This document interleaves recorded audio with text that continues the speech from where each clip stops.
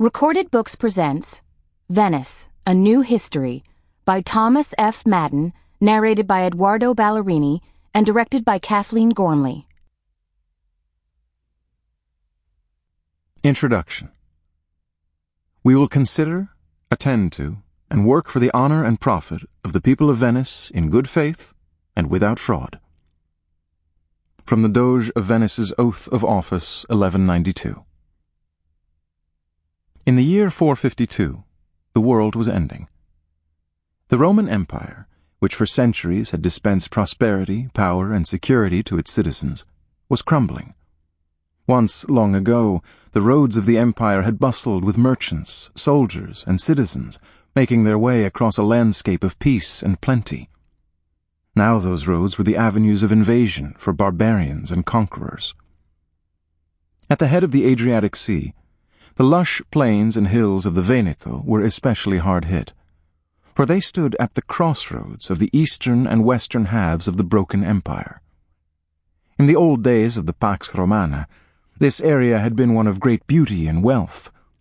Patavium, modern Padua, had boasted of its affluent citizens who reaped rich profits from the wool and wine afforded by the verdant countryside. Noble Aquileia, the Eagle City, was a place of opulence with heavily fortified walls surrounding magnificent forums, palaces, monuments, and harbors.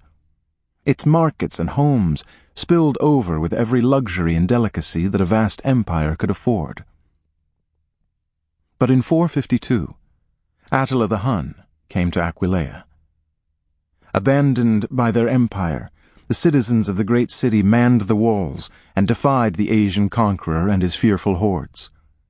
The Aquileians were a determined people, and they fought with great courage. 3 months later, Attila was still frustrated in his ambition, still unable to take the city, and his men were grumbling. One morning, while considering his next move, Attila took a walk around the fortifications and noticed something unusual. The storks were restless. Beyond the walls, on the roofs of Aquileia, hundreds of white storks had been nesting for months, but this morning there was something different about them.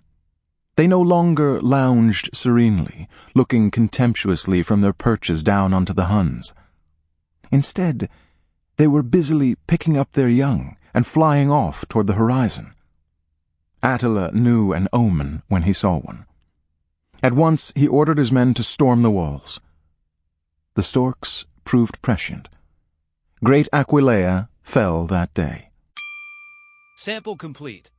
Ready to continue?